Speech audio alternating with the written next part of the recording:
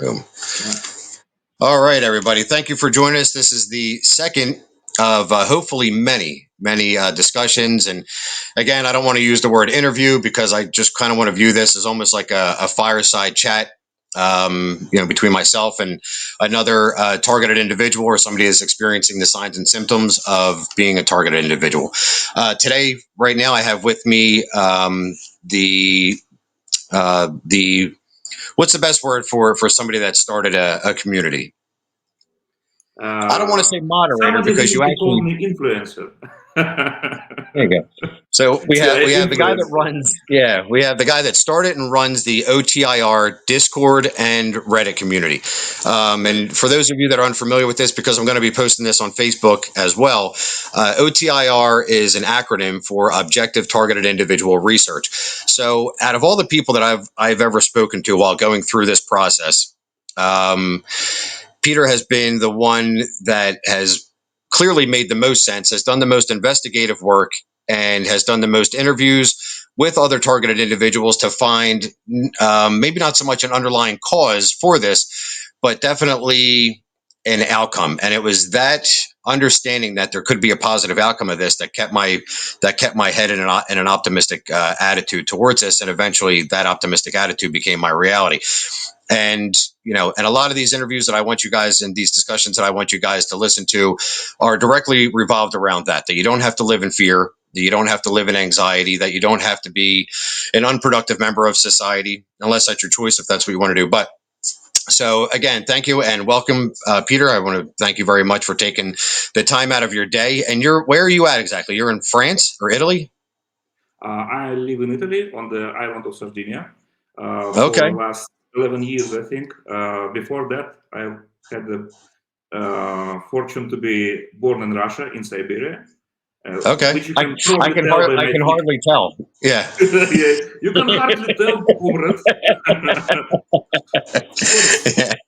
Of course, I have All been right. trained for this. Right. All right, Uh, so we're going to get right into it. I'm going to follow the same kind of format that I started with the interview or the discussion. I need to get away from the word interview, because I want this to be more of an open dialogue and not just like a drilling of questions. But all right, so when was the first time that you experienced signs and symptoms associated with being a targeted individual? If you can kind of go back to that point in time and kind of describe what that was like and where your mind was at during that time. oh well, it started in the spring of 2019, where I Okay. was 6 years in living on Sardinia. It was quite a peculiar situation. We moved out of Russia without proper documentation. Basically, me and my wife, we were refugees, but without any refugee papers. So we just came with tourist visa, and we stayed in Italy because we didn't want to go back to Russia so much. It was quite frightening for us. I was a little bit political back then, but not political enough to obtain a proper political asylum from the Italian government. So 6 years we lived undocumented. I was working odd jobs, learning to code here and there, and I met some locals and started to a little bit assimilate with them. We started to smoke weed, and I started to smoke more heavily and heavily. And at this point, I mean, I think for any medical professional, it would be aha a moment, like, yeah, you were smoking weed. That's where it comes from. Yeah. But it wasn't. I think it wasn't totally like this because I wasn't like such a heavy smoker. But I was always conscious about it. So when I smoked at home, I was worried like if I would disturb my neighbors with it. And I tried to do my best to avoid any conflicts, especially given our legal status. Uh, I was always expecting that somebody would just come to me and talk to me if there was ever an issue. But Yeah. then one morning, I wake up from screams outside of my house. In front of my house, there was a little garden, and through the garden, maybe 15, 20 meters, there was another house. And on the balcony, there was a man, Italian dude, who was talking at his phone, but he basically was screaming on his phone, making sure that all the neighborhood heard his words. and he Yeah. was saying something. Cazzo coglione, questa merda. So he was like heavily swearing in Italian, talking Yeah. about these Russian people who got on his nerves. The guy, he's smoking weed so much, smoke always goes to his house. There are kids there, and so on and so on. Like, and like his wife, she's always naked in the house. And why do I have to see it? And I was like, Yeah. what the hell is going? What the hell? Yeah. Why are you That's a even that's a problem. complaining Yeah. about it? Yeah, yeah. You're looking at my watch, which is, by the way, a very Yeah. beautiful Russian girl, Okay. and you complain about it, and instead of coming to me and politely talking to me that if there's an issue, you just creating a scene out of it. But in the same time, I wasn't going like be a Russian about it, come to his house, punch him in the Yeah. face. I didn't want any problem, and I'm just not like this in general. So I tried to ask around owners of the house who lived above us, like who is this guy? What does he want with me? Like, can I find him? I tried to go into his house to speak with him, and I just couldn't meet him. It's like this guy never existed. So after this, I start to hear this guy all the time. Like he is doing circles around the neighborhood, going to the Yeah. houses of other people and talking shit about me. And they're like, no, no way, we didn't notice. Yeah, but maybe you're right. Yeah, he's a terrible person. I was like, what the fuck is happening? Then I heard him talking upstairs with neighbors, like with the owners of the house, and I confronted them about it. Like, I heard this guy talking to you and talking shit about me.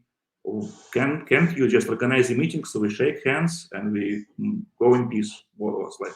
I see smoking at this point.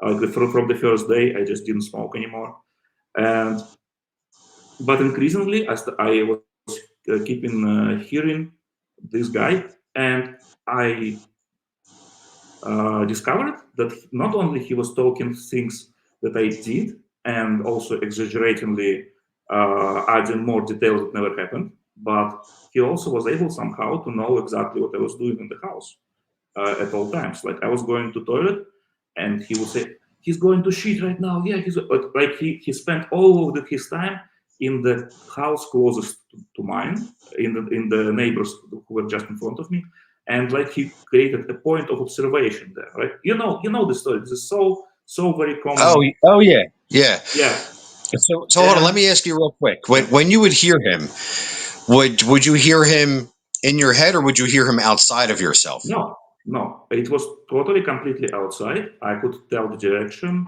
I could Okay. tell exactly the distance, more or less, where it was. And Yeah. somehow he kept seeing what I was doing inside my house, and he kept seeing what application I was opening on my phone, what I was doing on computer, and always criticizing me, of course. Like in at this point, only in the third person. Like it always was like I was overhearing the surveillance team. But at this point, I thought it was just a single guy who somehow maybe he installed cameras in my house. So of course, Right. screwdriver, and I start dismantling everything, looking for Of course. cameras, Yeah. finding nothing, which was quite a scene for my wife, of course, who was completely unaware Yeah. of everything that's going on. I tried to explain to her, but she didn't hear anything, which I uh, dismissed as her not actually listening, not being able to focus, or maybe she didn't know Italian as well as me, which was also a fact. And their Italian was perfect. My Italian is shit still, and after all these years in Sardinia, I would not be able to speak such clear and eloquent Italian as they did. I Right. understood maybe 90% of that, and the rest I had to translate with the translator. And I was absolutely confident, 100,000,000%, that this was really happening. And after a while, I started to notice people on the street as well talking about me. Like they knew everything that I was doing earlier in the day, or the context of this whole situation. I felt like I was being surrounded by people who were hostile to me and didn't want me there, and they were all conspiring and aggravating the situation more and more, inventing stuff on top of what really I'm not an angel, of course, but also they were talking about the intimate situation between me and my wife, and they were talking about size of my penis and so on. Yeah. So nothing of this was pleasant, and it felt like they had pictures of our private life videos, and they were exchanging them, and they were talking about it. But when I tried to confront people on the street, of course, they were very surprised, very shocked, and they had no idea what I'm talking about, which I, of course, dismissed as just pretending. Yeah. So that was going on for about 4 months, and during this time, the whole situation evolved from this single person observing and commenting on me to the whole team. Like the other people were invited, and there was just a surveillance team now who had been investigating me, not just because I was illegal without documents, but because they found something out about me. Like I had this magical ability to hear them, even though I was not supposed to. And they were always playing this scene like, how does he hear us? Yeah. How Oh does yeah. he do Yeah. it? Yeah. How Is does it he do familiar to you? it? Yeah. Yeah. You know what they always used to say to me? You have no idea what you're capable of. That's what it. Yeah, Yeah. yeah. That was a And very common statement for me. You have no idea what you're capable of. And yeah. so I'm thinking, I'm like Superman. Like maybe like laser beams are going to shoot out of my eyeballs or my penis hole at some point. Like I don't know. Like what am I Yes. capable of? You know? Yeah. Of course, you can't help but go deeper into this delusion of having some kind of special ability you don't know about. Maybe there is something behind it. Why else would they create all of this situation? And I heard my friends coming and talking to them, begging them to stop, but then they would show some compromising information about me, and they, no, we didn't know he's such a terrible person, and they would just give me up. And Yeah. I lost everybody I considered friends at the time, because I would confront them about it. Like, why would you do that to me? Why would you participate in something like this? Just talk to me clearly. Yeah. And just, you have to imagine, right? You just live your normal life, and some crazy crazy Russian dude who you Yeah. barely know, he comes to me. You should tell me. You should tell me about. Hmm. It's so Dude, funny. I just. I can't tell you how many embarrassing moments I've had where because they would Oh mimic man. the voices of friends, like I mean to a T. And I'd find Yes. myself going up to like coworkers and being like, "Listen, man, if you got something on your chest and you just want to talk about it, I'm open." And they look at me and like, "Kev, what are you talking about? Like everything's fine." Like We have I'm no like, "You really idea. weren't near my house last night? You're honestly gonna stand there and tell me you weren't in my house last night?"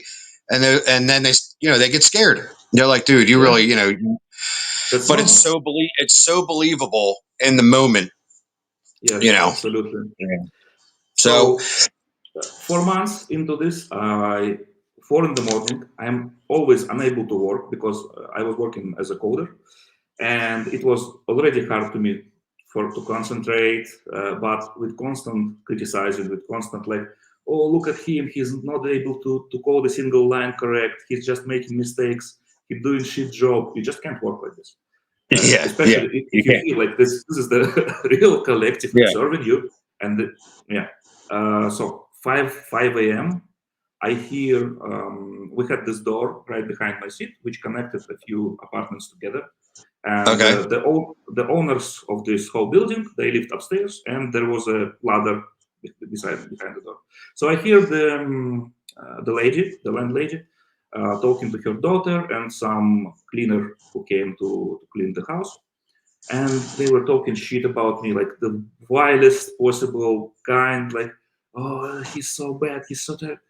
So I'm opening the door and I see all of them, like three women, exactly those women who I heard, and I started to confront them. I'm like, what are you doing? I'm right here. I'm trying to work. I'm trying to earn a living, to pay you more, to pay you my rent. And so we end up in the massive scandal. And my wife, she basically begs me on her knees to just move out of the city. And my mother lived like 40 miles away. So we picked up, we left, and my mother was very very nice to accommodate us. She of course didn't know how to react to all this shit. So we go there in the bus on the way. I keep hearing those people, not exactly those as the neighbors, but like some people in the bus talking. Oh no, where's he going? Yeah, he goes to this city. Yeah, all right. Now what's gonna happen? They will gonna move with him. They will gonna move. What the hell?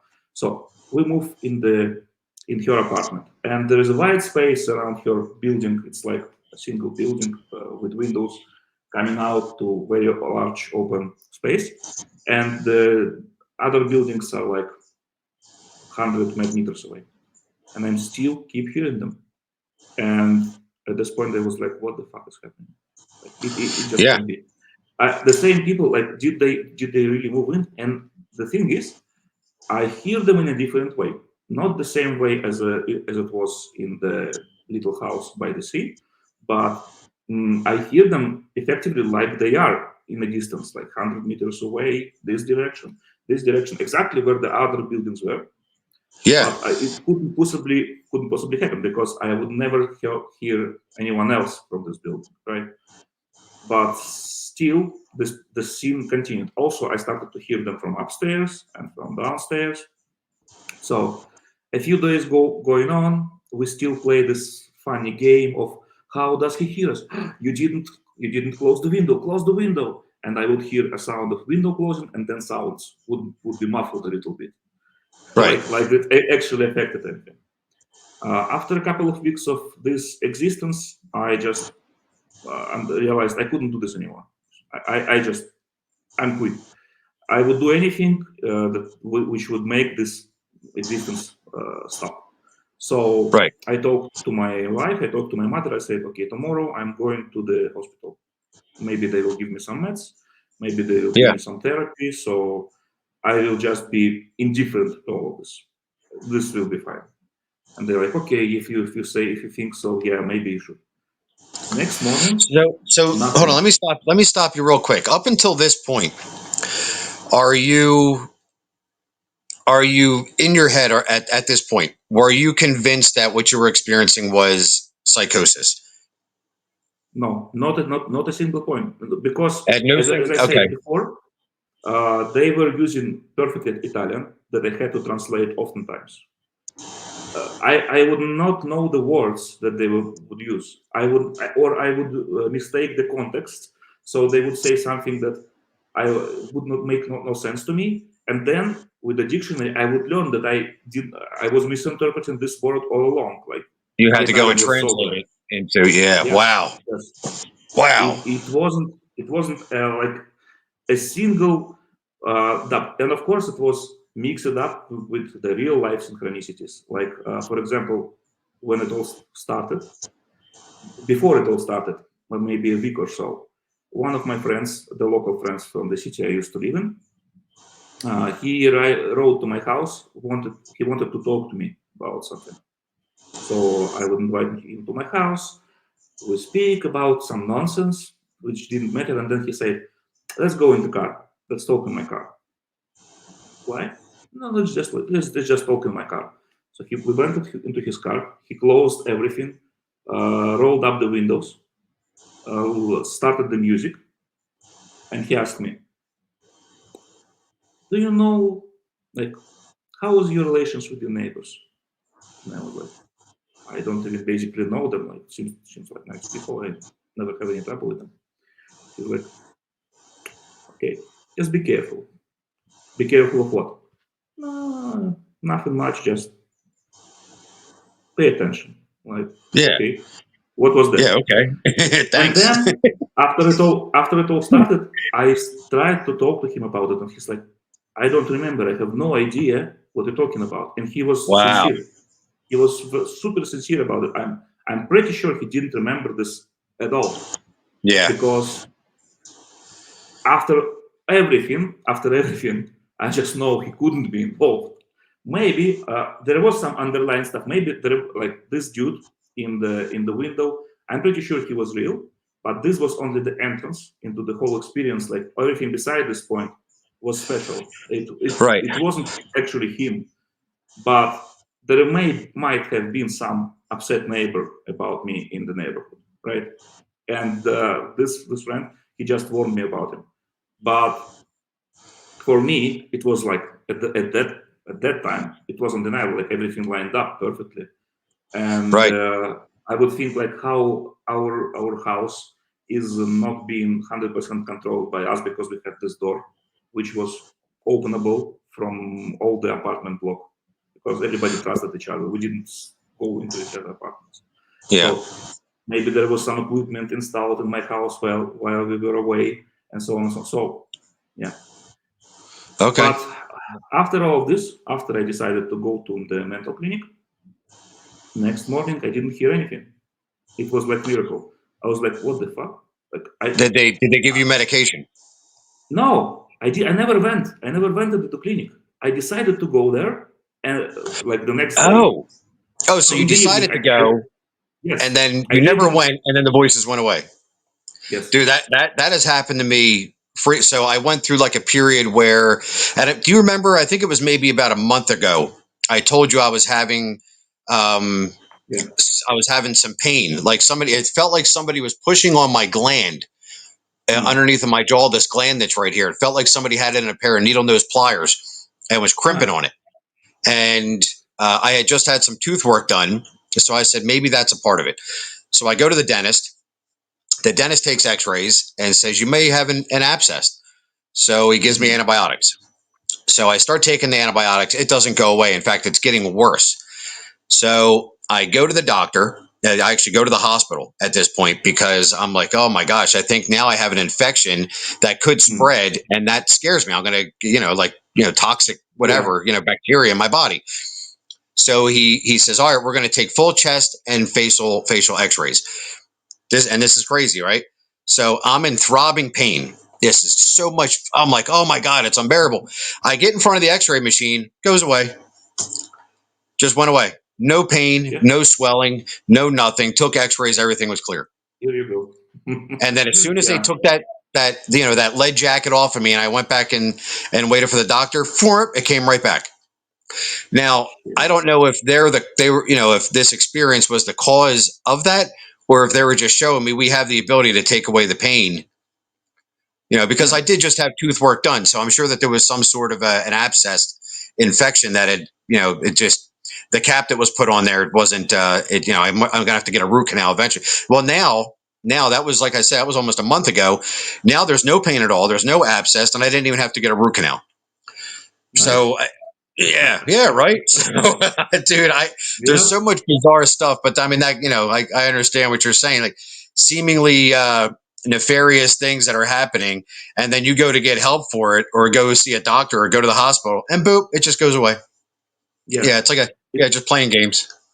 doesn't happen to everyone, unfortunately, but in Yeah. this case, they just didn't want me to go. They didn't want me to get involved in all of this. They had different plans for me, I guess, because I got a great job just right away after it's all gone. We had like no money at this point. We were quite we were struggling, and getting a great job, it was like amazing for me, especially in this situation. Yeah.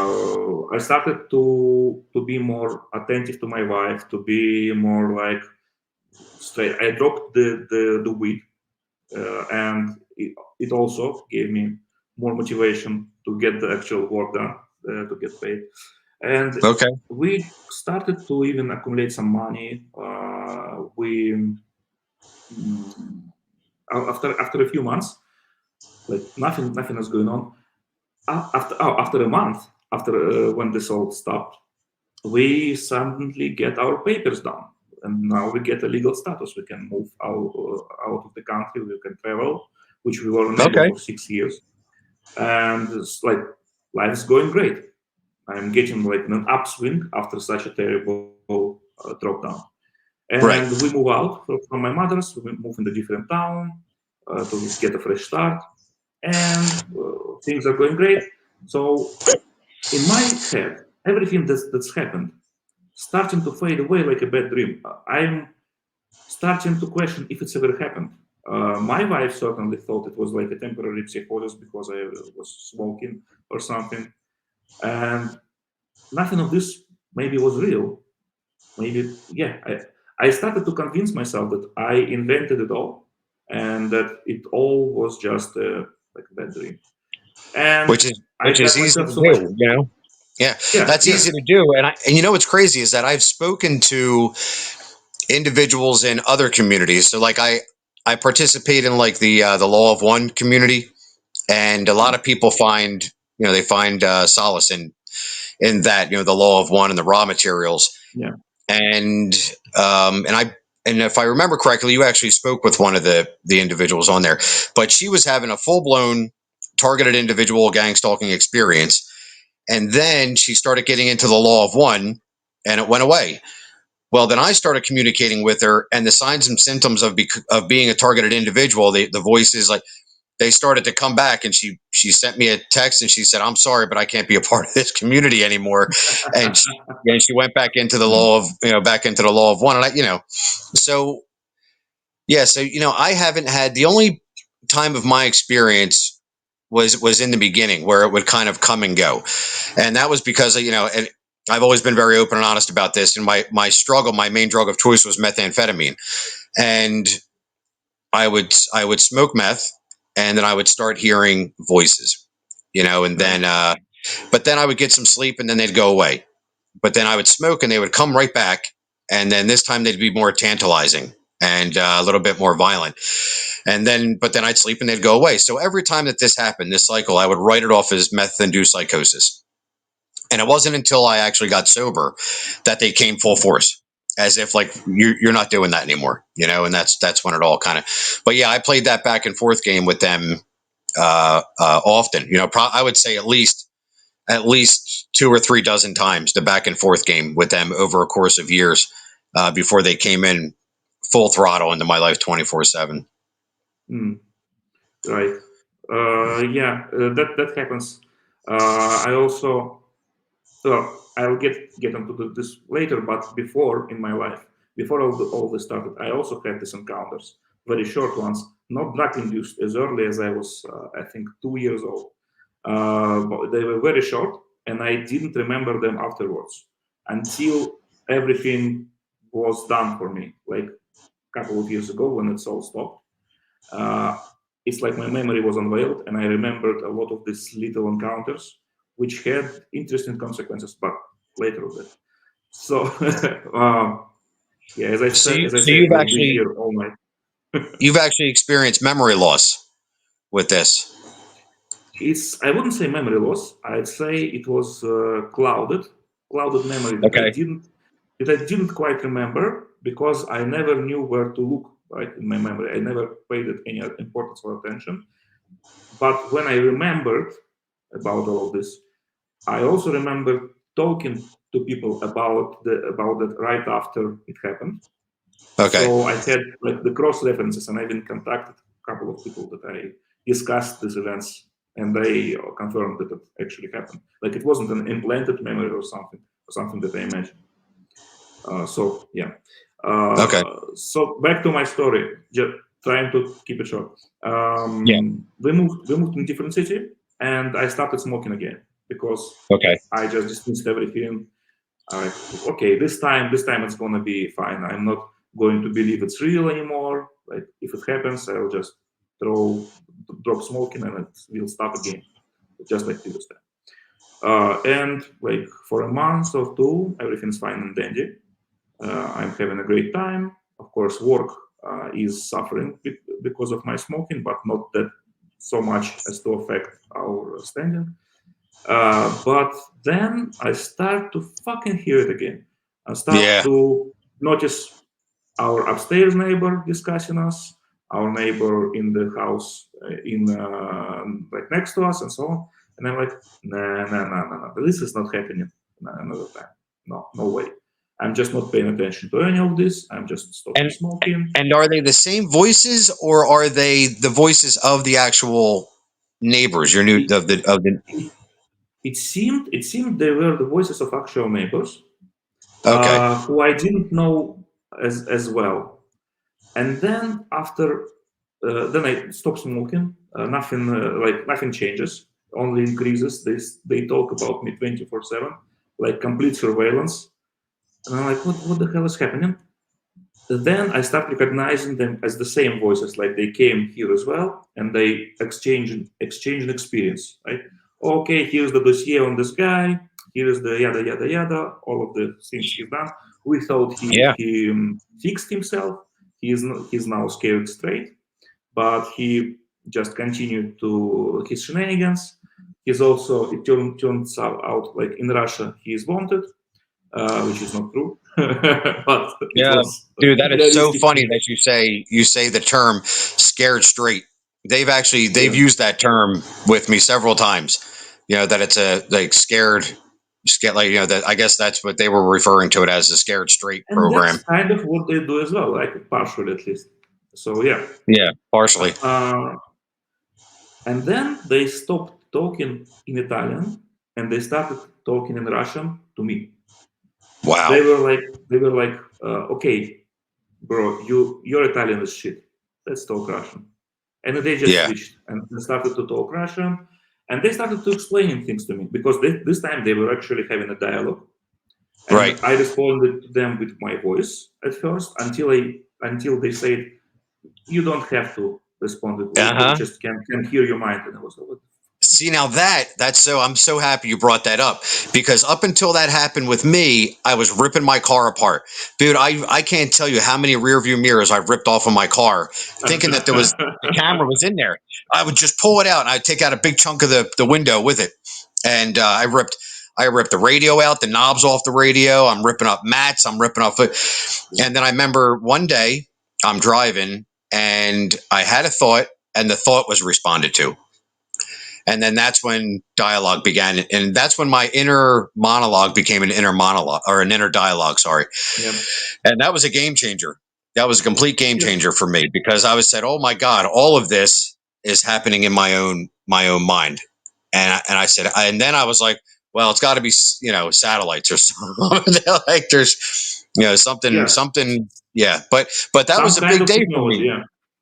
Yeah, there was a lot of property damage ceased on that day, so I was thankful that they made me privy of that information. Yeah.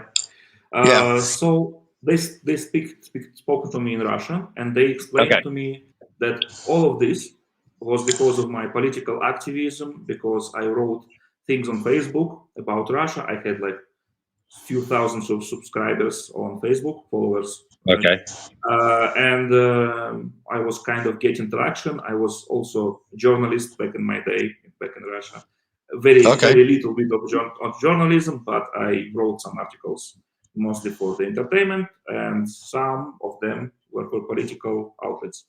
And like was the reason as well. So they sent a team, like the whole team, who was cooperating with the Italian secret services. So they were actively trying to make me go to the mental clinic or to prison or to something like this. So I would be not longer a threat, and I should delete all of my social media. I should just go to Russia willingly myself, or they will take my family involuntary. They were threatening me to, like, classic Russian way, or just drive me into the forest and hang me on the tree, and then, Yeah. or Anything. make me Anything to eat scare my you. own grave. Anything. Yeah. Anything, absolutely Anything. anything. Of course, they were. Whatever will work. Yes, yes. Anything that threatens you, that humiliates you, that Yeah. embarrasses you, irritates you, they would say absolutely everything. And they Yes. would say the same things over and over, mixing them up, and sometimes they would just it, it, it it made no sense that they would make so much effort. So I tried to, of course, as every TI does, I tried to uncover the conspiracy. I tried to Right. research. First thing I did is, like, wonder where it is. Like, I have this ton of books. Oh, yeah, I think that was my first notebook, right? Okay. So I had a lot of this stuff written down. Someday, I swear, someday I will just publish this bullshit You, you know because it's what's just. interesting So lot you know of what's progress. crazy?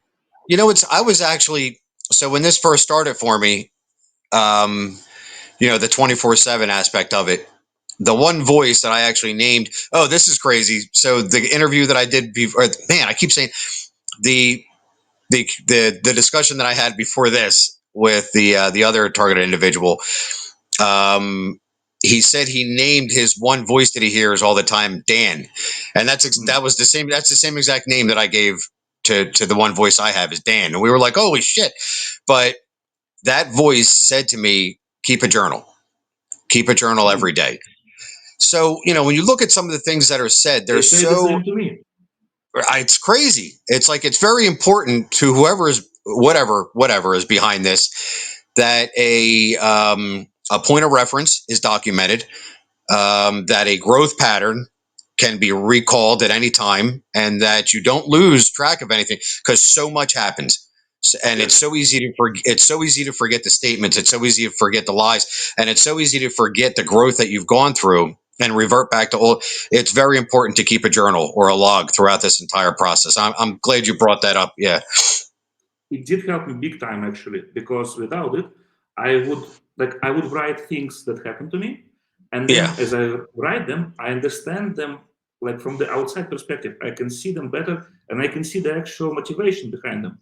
I was yeah, like, why would they do? And I would get why would they do this to me? And for example, one thing that have helped me very much, I noticed that some of the words they were keeping saying over and over, like repeating them, and I would think why do they do this and how much they actually repeat themselves. So I took a list, I drew a few lines, and I would write out every word that they would say repeatedly, which was basically everything. Like they just like used a constant vocabulary of terms, okay, uh, and I write them down, and then I would take a timer and put a check mark next to each of them in the yeah, interval of like 5 minutes. And then I ended up with a list of like 35, 50 words that they were just mixing and matching. just It going was like a around word and salad around. Yeah, yeah, and I figured like, why do I even listen to this shit? Because yeah, when you hear them in the moment, it always gets you like to the memory lane, like to the self digging, like, oh, you so poor, you're so poor, and it's yeah, I'm so poor. Why? What the fuck? It's maybe because of them. Uh, but then I realized I just thinking of the same stuff like 100 times a day, being sent into these circles by trigger words. And yeah, as soon as I realized this, these trigger words they had no effect on me anymore because I just had this mental list always in my mind of, and they changed the words, they changed their vocabulary completely, and they yeah, started to speak to me more coherently, not in this partial trigger phrases, but actually trying to engage into discussion this time. So this helped a lot because I got a little bit of wind right there, right? So I got a little bit of the ground, and it also made me understand that researching and doing some meaningful work against this actually works and actually helps. So then I had all of these theories because they would actually confirm anything, any idea that I had about them. Right? They started with explaining that they were from the FSB and stuff, but I started to question this very quickly because well, why the hell would you not just come after me? Nobody knows me right, here. You can come into my house and take me. Nobody would object. Nobody knows yeah, me here. right, right, And so then they started to go into the more bizarre angles like, oh, this is, yeah, you got us. Yes, it's not because we're from CIA, FSB. It's because you have disabilities and your whole family have disabilities, but you have them the strongest. So we starting to awake them in you. We want you to train, but we can't take you to the proper education before we actually awaken disability in you. So we have to check if we should waste our time on you or if we just poke and go away if you adopt. But okay, if you wanted this, why would you just already spend so much time on all of right, this? Why would right. you just come to me directly? Maybe I would be even cooperating with you. Like I would be, Man, wow, this is like, I can't tell you how frequently my mind goes there. It's like what you tiptoe they just tiptoe around the tulips constantly. Like there's yeah, never nothing's ever just direct. Everything is always very indirect and roundabout and exaggerated. And yeah. so and I was kind of sharing this before. I think one of my biggest anxieties with this was because of my our direct access to this phenomena and the source behind this phenomena. I feel as if I should know, so my brain was always like, I got stuck in that "who are you" rabbit hole, and that's common. Like, your brain demands order. It's going to want to know who's this invader, who is this observer that's part of my consciousness now. Yeah. And then it's like, why won't you just tell me? And then I start feeling like all these statements that they're making are just roundabout ways of identifying themselves to me without ever actually saying, hey, listen, we are this. But then the Mm. second that I settle on one singular identification, all right, I'm going to believe that they're the CIA. Well, then they'll play that role. All right, now Right. we're the CIA. And then Yeah, it's yeah. like, well, now it's a shitstorm. And then it's like, all right, you're demons. Well, you don't want to go that road because they'll play the demon role too. And then They it's like, will, they all right, will. you're my dead brother, you're my dead relatives. Then they'll be my dead It's Yes, so yes. that part of it is so fascinating.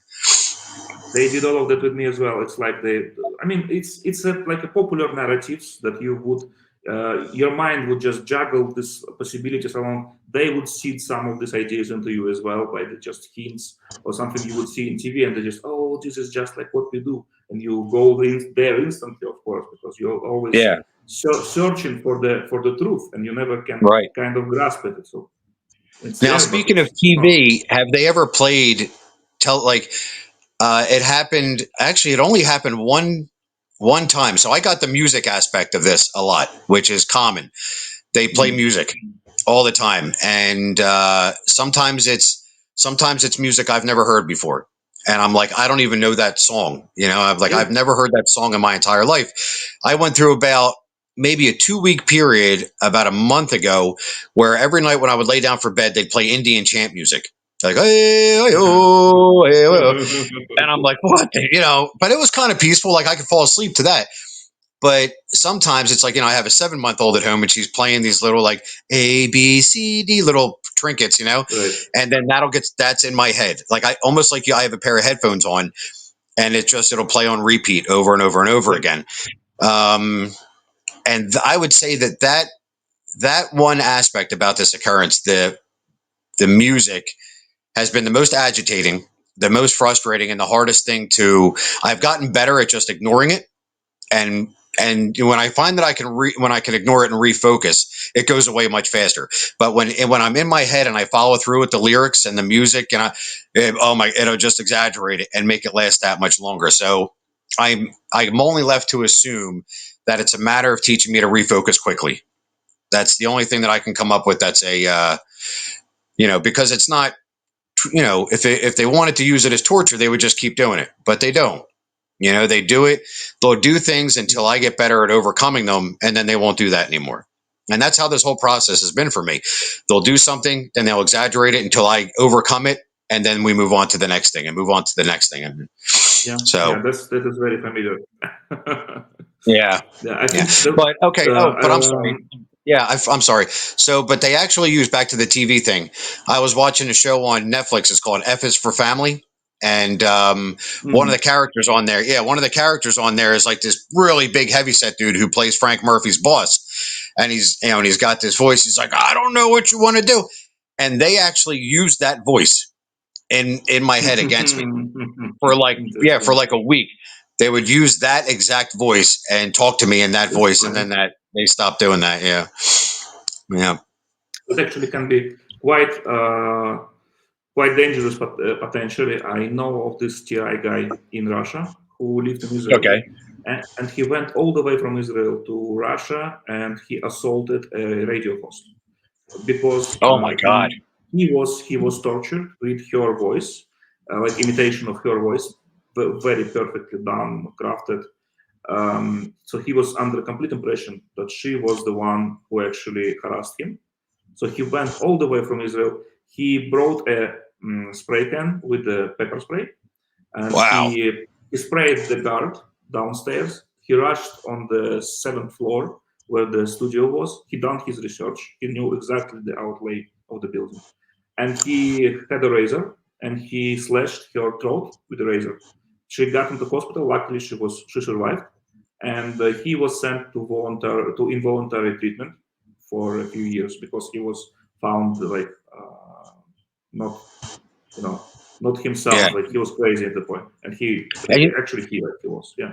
and you know what? But This brings up a very good point, and it brings up a debate that I have with a lot of people because and maybe it's just me and it's my overly optimistic attitude that I have, or it was my necessity to change because when I had a baby on the way when this first started happening. Like I said, she's 7 months old now, but so I was constantly seeking the benefit in this. Because I had to be a better person, but there's always that case where this turns into a very violent, possibly suicidal or murderous, yeah, homicidal outcome. And I get a lot of flack from people, saying, how can you say that because this yeah. happened or because this happened? And I often find myself like, I don't know exactly how to address that.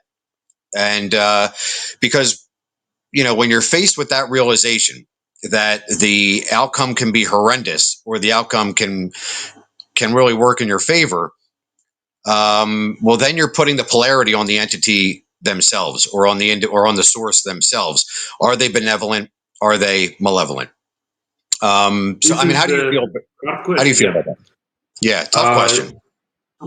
to properly address this, I think we need to get on the level of high understanding of what is actually going on. You cannot understand why the violence, why the harm is actually allowed, or even induced directly by this phenomenon.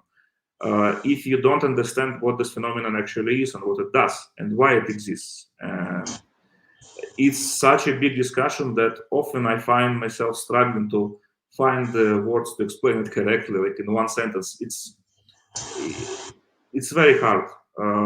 So to simplify things, mm, this phenomenon is not working into the same moral frame as we do, because the entities who conduct it, they are not human, and they are not visitors. They are not external observers who just get a glimpse of our reality and decide to affect it. They are not demons. They are not angels. They are controllers of this world. And like many people would just raise their eyebrows at this point because like, what the hell are you talking about? But this Right. is what you come That's to that's a that's a after you hard pill to remove the. swallow. Yes, It's it's a it hard it, pill to it, swallow. Yeah. it requires progress in your understanding of this phenomenon. It requires Yeah. knowledge. It requires arguments, and I'm kind of coming to all this. I'm trying to be as short as possible in my next material, but also as comprehensive as possible because it's such a big subject. But in the end of this, you could see that basically what we're dealing with is effectively a god of this reality. This is not people. This is not aliens. Not neither those are demons or angels because those are effectively the same. We exist, and I can confidently say that based on my analysis of the church, which also based on many facts and data put together. Right. Uh, that we exist in kind of what is commonly known as prison planet, but Okay. the prison planet theory itself is very negatively colored because it based on the warped understanding of gnosis. And prison planet theory in the mainstream, it says there is this demiurge, the evil god, who feeds on the negative energy, and there are archons like demons slash basically demons, right? Who influence people and people's lives, influence synchronicities and events in people's lives Yes. to extract the negative energy because they eat it. I don't buy any of that. They don't actually need our negative energy. They don't need any energy. They have plenty of it. They have enough energy to spend it all on us. But there are external to us as humanity. They are probably bodiless, and uh, yeah, I'm kind of losing the speech here because it's really hard to properly express. So basically, what I see the system is a containment, right? We live inside uh, this world, being chained to our bodies, which serve not as us but as cages to the real essence of us, to the spirit. Okay. This spirit has kind of memory to it, which is not actually the memory of past lives that you live on this planet, but it's kind of emotional memory, kind of like a character. For example, if you ever seen twins, they are Yes. identical, they are Yeah. perfectly same, but they are very different because they have different souls in them. So each Okay. soul carries over the traumatic experience they receive in the previous lives. And what I base this from, the whole, why do I even think like the reincarnation is real? Why do I even believe that? I'm not a religious person. I Right. was raised as an atheist for my whole life, and I don't subscribe to any of the existing religions as well. What I believe is only based on observation and analysis. So in my observation of the TI experience, I found out that there are two aspects very often not included in the TI experience at all. Wait. Uh, Say, Peter, I'm uh, sorry. Say that last yeah, statement one more time. There's yeah. Sorry, my internet is not so perfect. So no. That's okay. in TI experience, there are two parts which are mostly overlooked in the experience.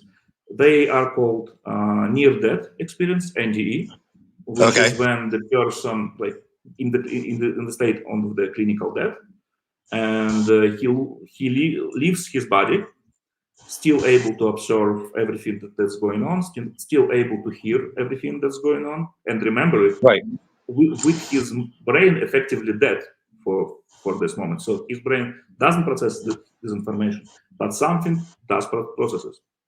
And the most interesting in the context of TI experience is that during NDA, people encounter their perpetrators, quote unquote, the entities who are in contact with them normally. Uh, unlike like regular people who are not targeted individuals, they encounter like their family, their friends who died, and they inviting them to follow the light. Like this is the very common pattern actually.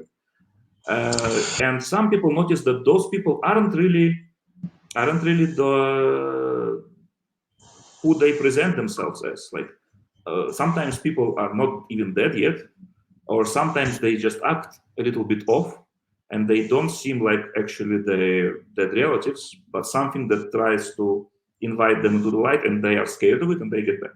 So in TI Yeah. experience, TIs recognize again with those images of their dead relatives or just nice people.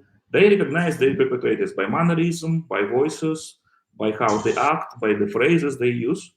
And again, all of this with their brain dead, actually, right? So they are able to function in this state, and they're able to remember. Wow. Another aspect which I personally encountered, I haven't been clinically dead, but I have the memory of pre-birth experience. It is considerably rarer, and people, like many people, didn't even hear that such thing exists. But considerably a lot of people, I'd say millions, have this memory of choosing their future life before they are born.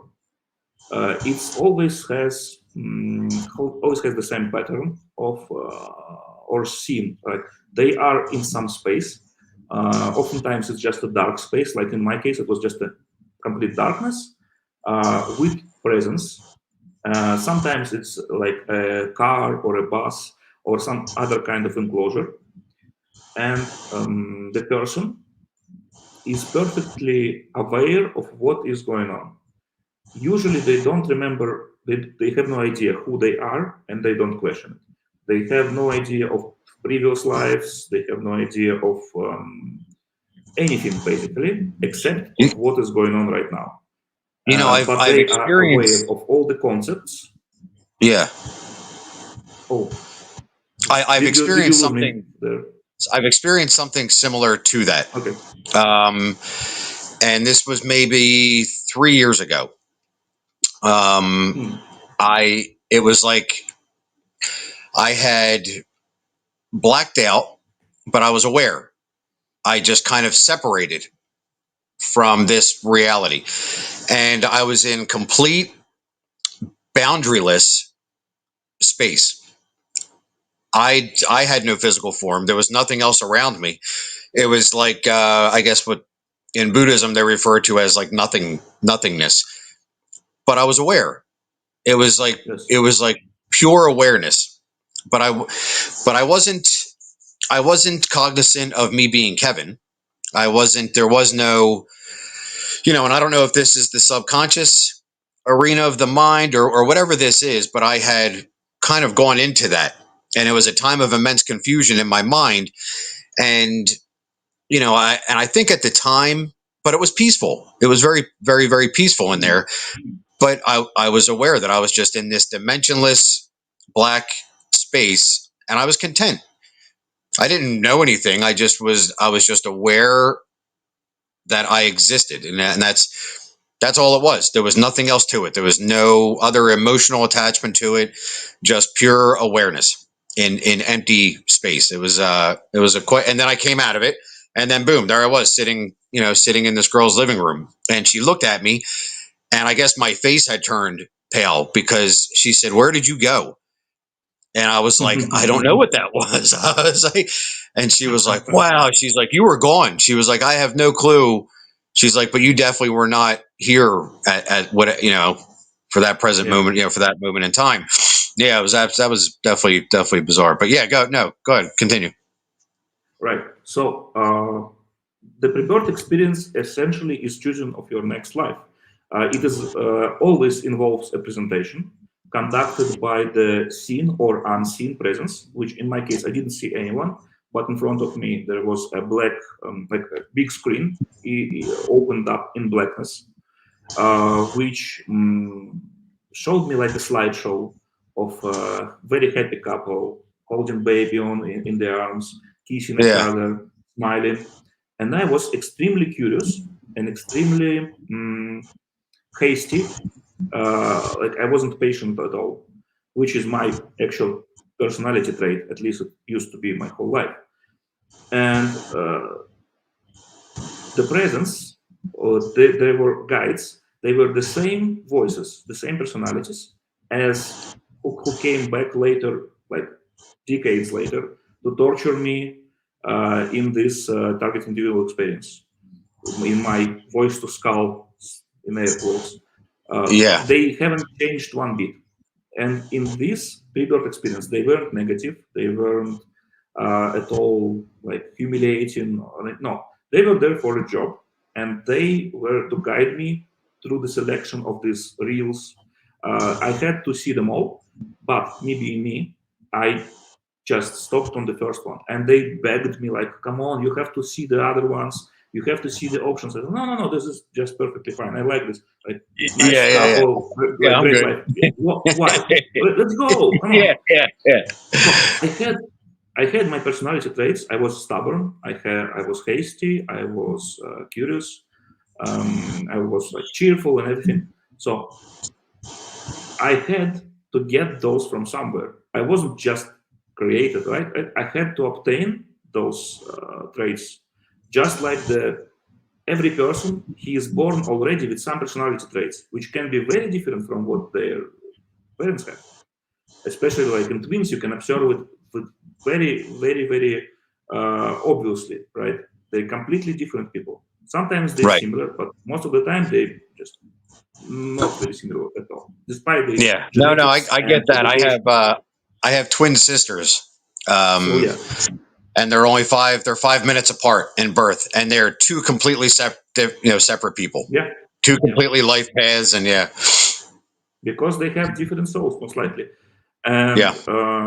the point I was trying to make is Yes.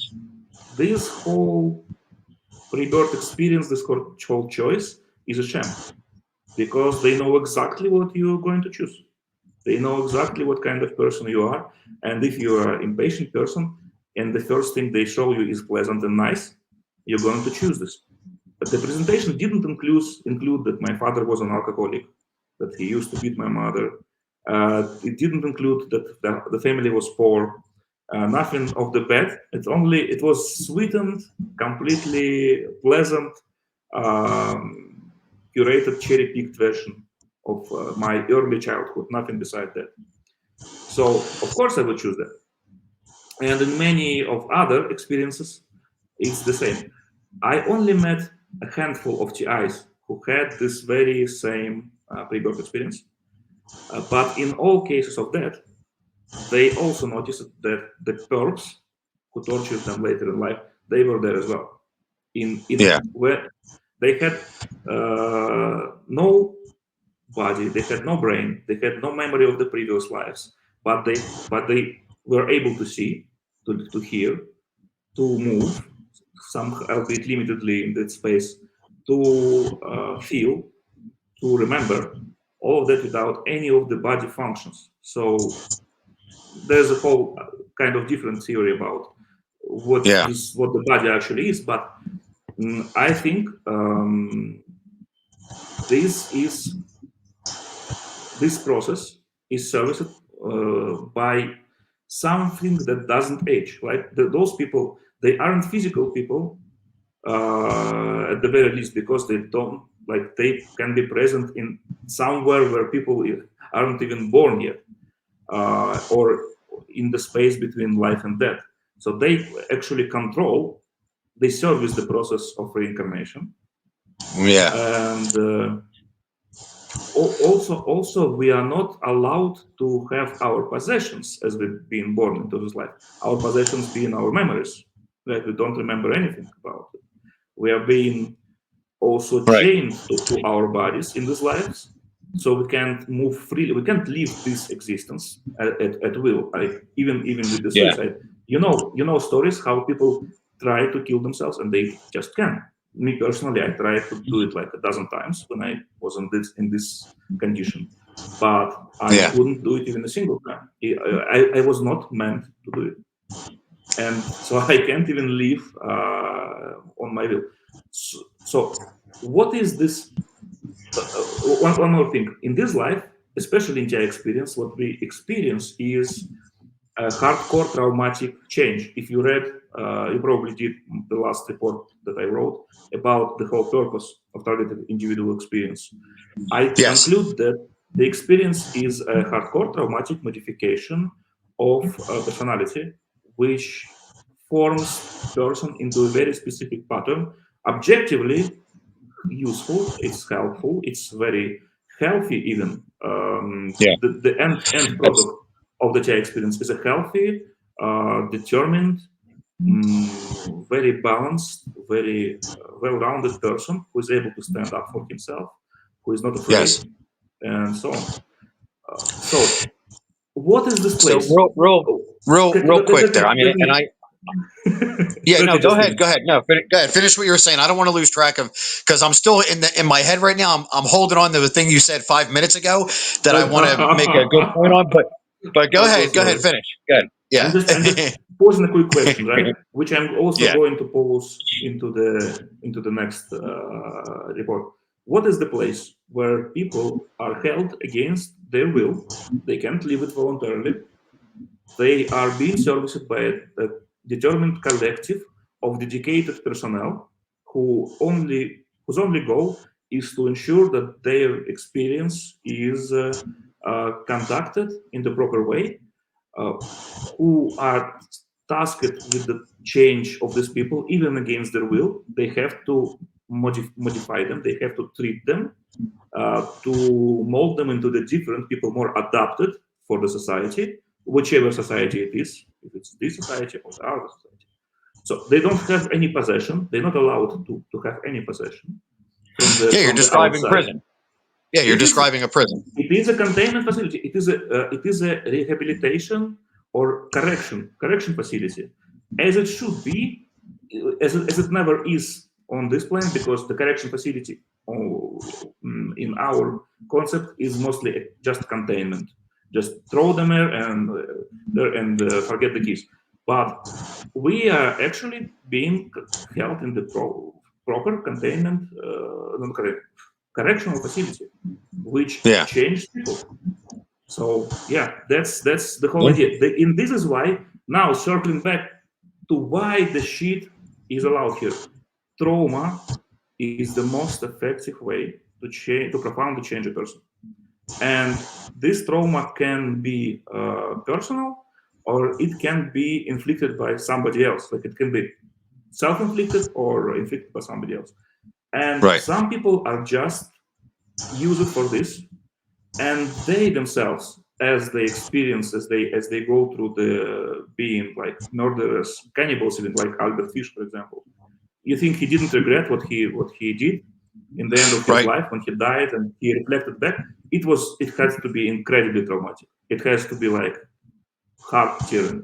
And but for all the people who observed this, but all the people who were his victim, it was traumatic as well. And this procedure, it obviously doesn't take a single life.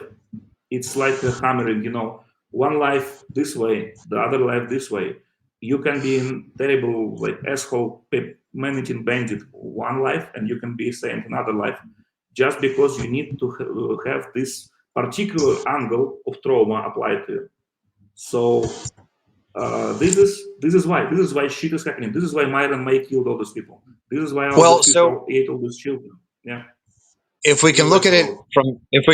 real quick from that angle. Well, actually, I'm sorry. First of all, let me get this thing out of my head. So, you had Oh, mentioned that they never age, and I don't know if you've ever yeah. seen the movie A Beautiful Mind with Russell Crowe, where he plays the role of John Nash, who was I want to say Yale or Princeton professor that began hearing voices. I mean, incredibly Yes, yes. intelligent man. Yeah, a lot of his theories are actually used and reshaped the way economics work out today. But he heard voices, and he personified these voices. And one was a government official, the other one was a small child, and then the other one was a roommate of his in college.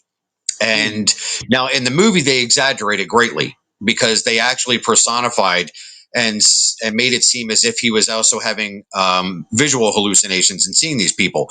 That's a lie. He didn't. He only ever heard them, his voices. And it wasn't until decades went by that one day he was sitting there, and as smart as this guy is, he never picked up on it. And now, mind you, up until this point, he had electric shock therapy, medications that completely put him into a vegetative state, and he couldn't even take care of his child. This He is couldn't very work, sad. he couldn't write, he couldn't do his math. But it wasn't until decades later he had the realization they never get older. The little girl voice that he was hearing, right? And then it was right then and there he I said, think the child gave it away. and this was like a climax in the movie, a climatic event in the movie. He said they never get older, and that's when he said, you know what, no more medication, no more anything. And he just said, I'm just going to deal with these voices and ignore them. And eventually he really turned it around. He wound up getting, I want to believe, it was like a Nobel Peace That's Prize what you for do. the a Nobel for the work that he did. Don't quote me on the Nobel, but I'm pretty sure it was a Nobel or some form of a Nobel Peace Prize. Mm. Um, okay, but Interesting. I have to read on this. going back to what we were discussing before. So I guess the way that I try to make sense, and you described it and articulated it perfectly, is if all of life is Somehow. predestination, right? If life is Yes. predetermined, Okay. I think Well, so. that completely eliminates the concept of free will, in that every Not choice that we're exactly.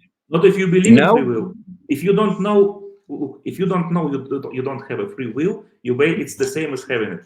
Like if you're unaware that you are making choices by some script, if you don't keep it in your mind, if you just forget about it, the point of this whole existence of why do we actually exist in this world, thinking that we're all alone in the universe, why aren't there cosmic teachers walking next to us telling us to behave, to not like shit in the rivers, and so right. on? Why do we have this autonomy? Because we have to maintain the illusion of free will. We have to think that our choices are our choices, that our consequences is our consequences, because without being able to blame ourselves, we cannot regret. And regret is a very powerful traumatic mechanics. Very powerful. Regret makes us think, like makes us want to change and makes us change. So yeah, Yeah. there So is illusion of free will, and it's perfect illusion, just the not in a illusion, book. the illusion of free will, and I made a point earlier today that a part of me is thankful that I hear the voices, because I at least have an option to say no, fuck that, I'm not doing that. But I've witnessed with my own eyes my girlfriend hearing the voices but not actually hearing them. And when that happens, it registers as her own intuition, and she has very little choice but to follow through with it, because she thinks Okay. it's she's following through with Yeah. an action of her own accord, when she's not. And then when I think about that, and I come to the realization that, the ultimate reality is the awareness of this manipulation that occurs behind the scenes of every mind. A part of me is thankful that I hear it. Um, yeah. So, all Mm. right, let me move on here, because we're already at one hour and Let me 11 minutes. let me Yeah. No, just go ahead. a short interjection here. So Okay. I see it as, if when you read a book, the character is self-aware, right? He thinks of himself as a person. The character in the book, he doesn't know he is written by somebody, by an author. He doesn't need to know it, but in his reality, in his existence, he has a free will. He has absolutely full control of whatever situation is happening. As long as he's unaware If of the writer. Yeah, yes, if writer decides to do a shitty move and write, a postmodern breaking fourth wall version of the book where Yeah. the character is aware of it, it usually turns to be a very shitty book, Yeah. and because nobody can exist like this. And even when somebody is aware, like I'm pretty much aware that there is no free will, that everything is predetermined, but I can function like this. So I don't remember about it anytime except for the philosophical discussions.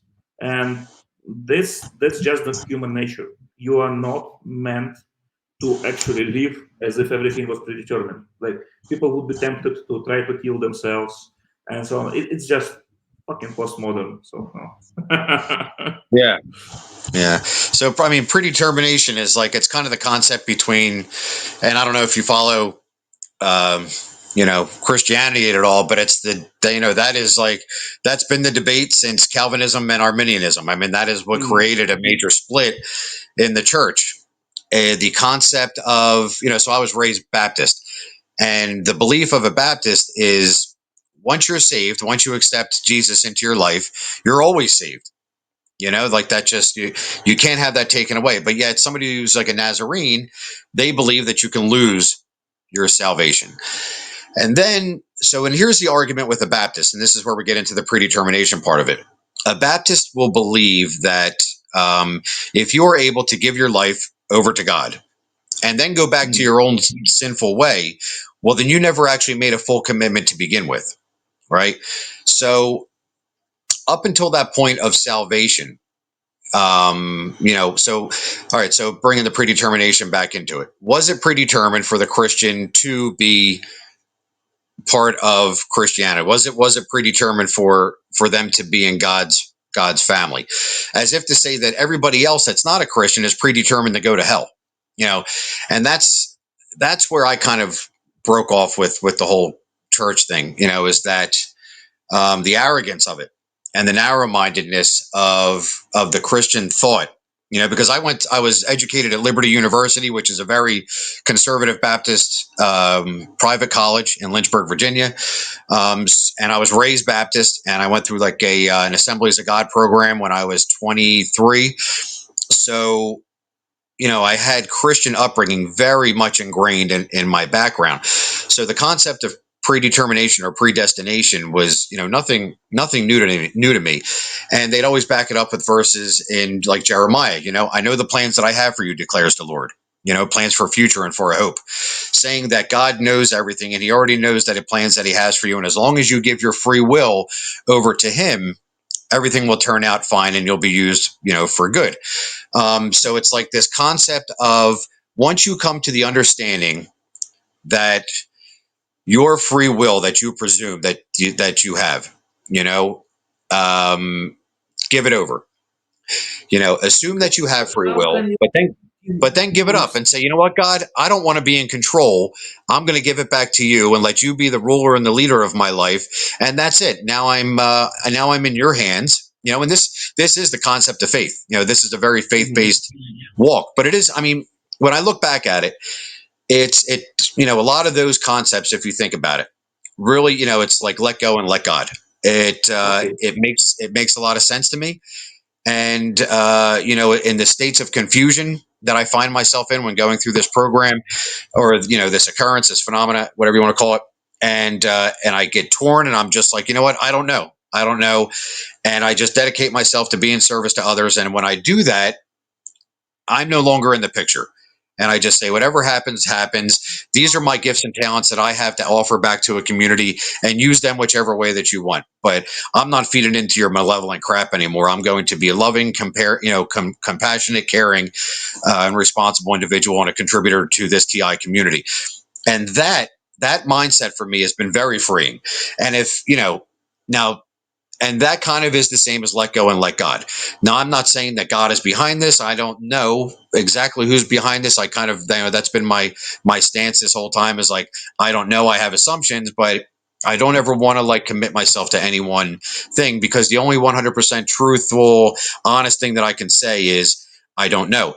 But in that unknowingness, I do know myself and I know what my capabilities are, and I'm willing to offer that over to the universe and just say, use me in whichever way you can, but only use me in this way, because I'm not Mhm. capable of doing evil shit. Use me in Yes. this way, because that's all you got. And You're that for me agnostic, basically. that's been a very freeing mindset for me, and it's been working, so I'm sticking to it. I'm sticking to it, and it's been working. It's like almost, it was the second I made that decision, uh the voices that I hear and everything, they started being geared towards that. And now these things are coming into fruition. The Reddit community, meeting you, doing these interviews, like, it's just a slow build. It's a slow build, and it's yeah. I just kind of wanted to throw that part out there. Yeah, it's always great, and it's what I advise to all the target individuals. Yeah, When they ask me what do I do, how can I stop this, how I say them, like, you can't stop it, but you can do something about it. You can improve yeah, your life. You can do a little things in your life, even the smallest, like pick up the trash, like clean up your desk, something like this.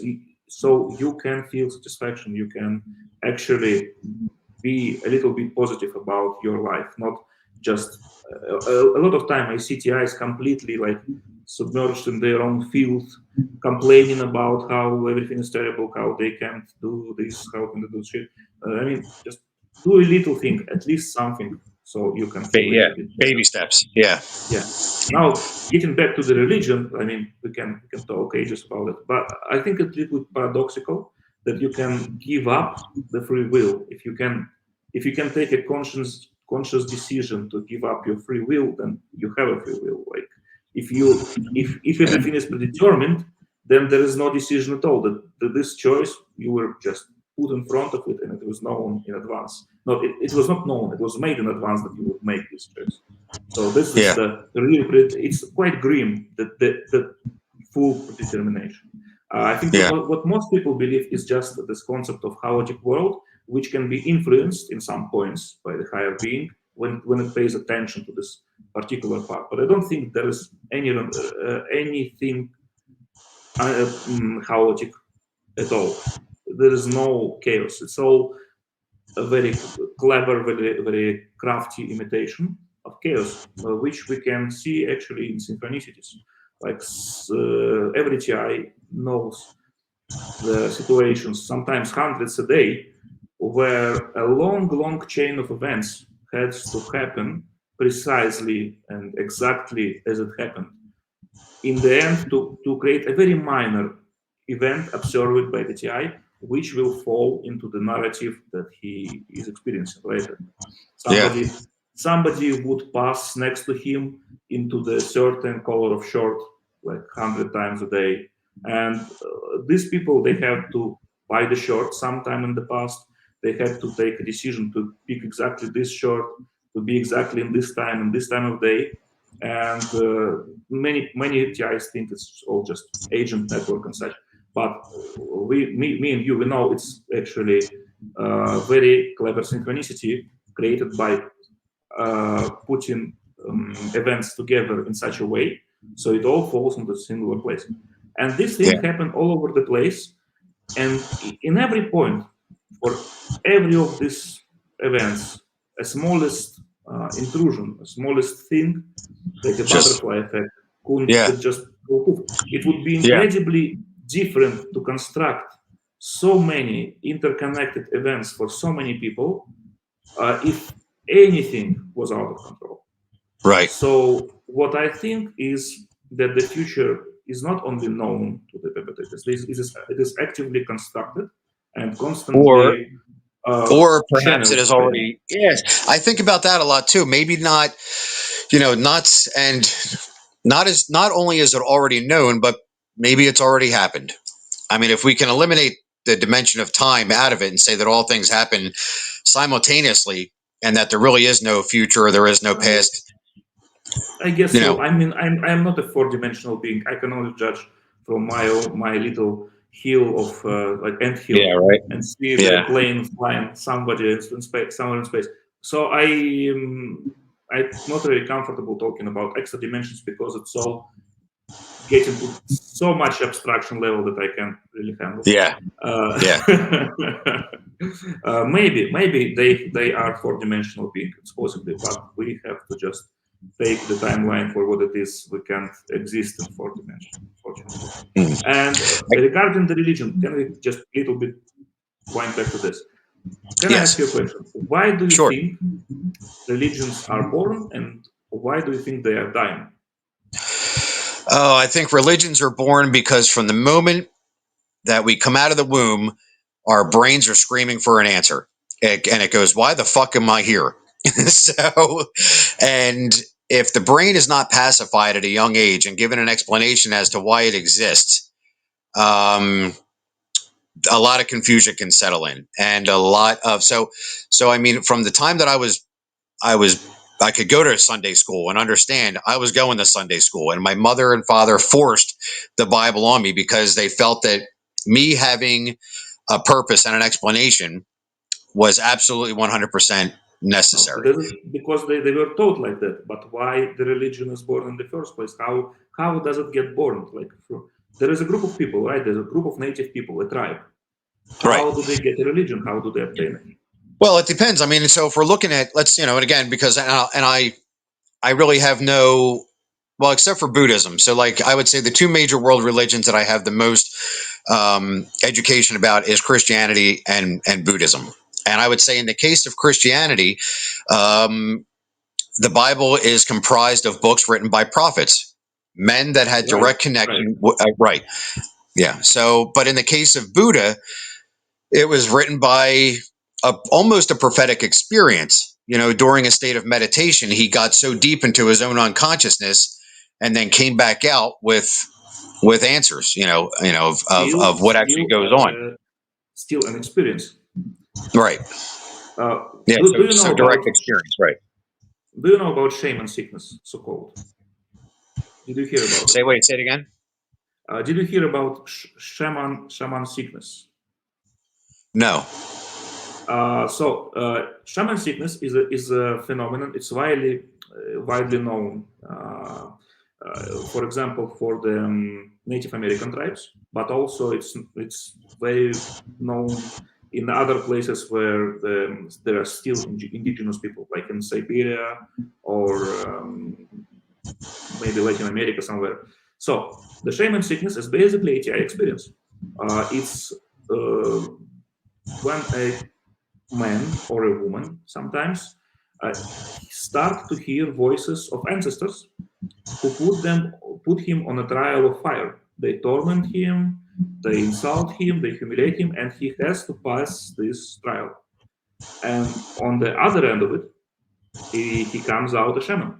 This is the process of initiation. This Yeah. is a very traditional way of choosing a shaman for the tribe. They didn't like just pick and choose. They waited until somebody has this experience and they became a shaman, and they would take actual knowledge from the older shaman if there is one, or they would channel the knowledge from the voices that they hear. If you look back into history, every religion in the start of it has some kind of prophet which usually had TI experience. Mormons, they had like Joseph Smith, who spoke with Yeah. angels, right? Yeah. Uh, Yeah. Jesus Moroni. was a TI high and proper. He even like the famous walk into the desert, where he walked and spoke with the devil for 40 days. He was just like, if you're looking at this from the perspective of a TI, he likely just wanted to get away from everybody because he heard Right. voices and he thought everybody was onto him. It's just so very classic. Even like earlier in the Bible, the Abraham himself, right? He was the first, I think, written. I mean, in the kind of Western culture, right, or the Middle Eastern culture. He was a TI. He was trolled by the angels who convinced him to kill his own son in the name of Right. God, and they stopped his hand as he was about to do it. They Yeah. actually stopped him. Just a prank, bro. Just a prank. Right. So first guy in history, Abraham, and before him, like there was this Sumerian tablets, but we're not talking about how old the phenomenon is. But just the religion, it seems, was always seeded. It was like every culture had this version of higher power contacting a certain individual who was able to, thanks to his experience and his very strong conviction that he actually spoke with the God, because like who else would? Well, even the Apostle Paul, who was on the road to Damascus, right, Yeah, who was on his way to persecute Christians, the Christian church, because at that time um, he himself was a Jew that was on his way to persecute Christians, and while on the road to Damascus, he was hit with a bolt of lightning that knocked him off his high yeah, horse. And then he heard a voice come out of the heavens that said, Paul, Paul, why are you? I'm sorry, at that time it was Saul. And then he converted over to Paul. But it said, Saul, Saul, why are you harassing me? So persecuting me. And then he was blinded. He couldn't see. And it wasn't until he went yeah. into town and was told to go see another person in the town that the person touched his eyes. And then the Bible says that things like scales fell from his eyes and he was able to see again. And that's when he converted from Saul over to Paul. But yeah, there's a lot of stories in the Bible of people hearing voices. I can't think of the character now. Yes. I want to say it was Jacob, but he heard a Job. voice. Or no, it wasn't Job. There was another story where somebody came out of a tent and actually said, "Did you call me?" And everybody outside of the tent was like, "No, we didn't call you. It must be the Lord. Go back in and see what he wants." So he go back in. But yeah, I'm gonna have to actually Google that and see exactly what character that was. But that just came Mm. back to me as well. And even Buddhism speaks of hearing heavenly voices and hearing heavenly things. Um, yeah, yeah. Yeah. There's so much to this, but I keep hoping that the more that I speak to people and individuals like you and other people that have had experiences with this phenomena, that we can put more of the pieces of the puzzle together and come up with a reasonable explanation for all of this. So Real quick before we end this, can you just give a quick link to your Patreon and any Yeah, sure. other social media outlets that you have where other TIs that are listening to this can also go and read up on the information and the investigative work and the journalism that you've done and put it and the work that you've put into this. Yeah, absolutely. I will provide the links. And just to wrap up this whole thing about religion, I was leading to this. Yeah. So the religions, they always serve a purpose. They are given by the higher powers. They Yes. serve educational purpose. They serve cultural purpose because they evolve, and they also serve for a purpose, very important one, of a conflict between different religions. And in this strife, the society have to evolve to be more effective, to be more able to defend themselves, to be competitive. It is an instrument of evolution through strife. And Yeah. also, religions are very particularly crafted to the time period when they are, and they have to die when the time outgrows them. When the society outgrows a religion, religion is dying, and it is replaced by a newer religion, again seeded by the very same higher powers. That's why there Right. is no more Zoroastrians in the Iraq, and Islam just massacred them all. The Muslims just destroyed all of these smaller, older, very ancient cults of the Middle East. And this is why Christianity is bound to die, because it doesn't anymore well represents the strives and the changes of our religion.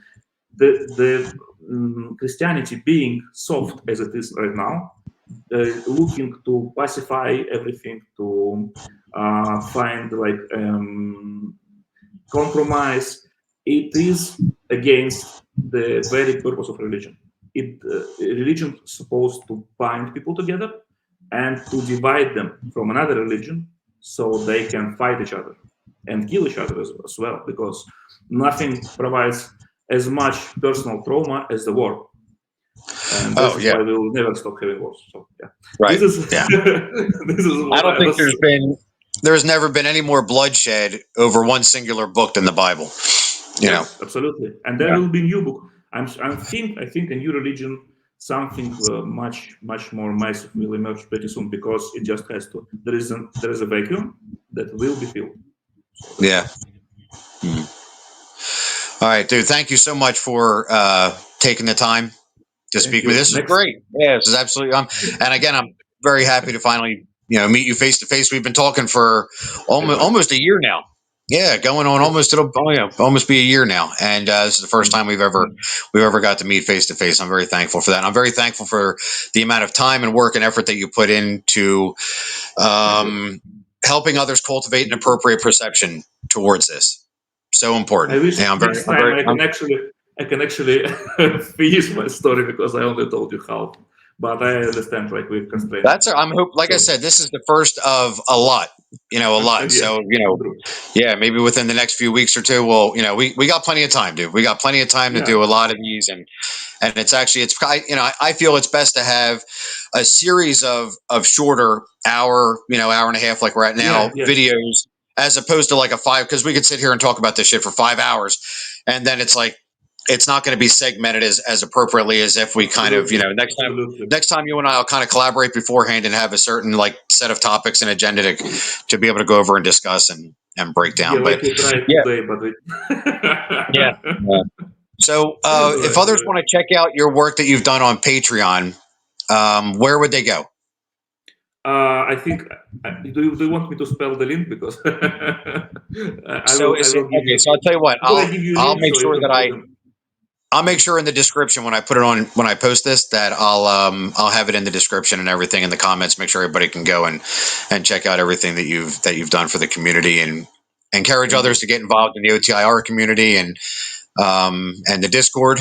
Discord and Reddit primarily. So all right, awesome, dude. Thank you so much for your time. I appreciate Thank you, you. and yeah, I'll catch up with you later on tonight. Bye. All right, man. Take care. Bye.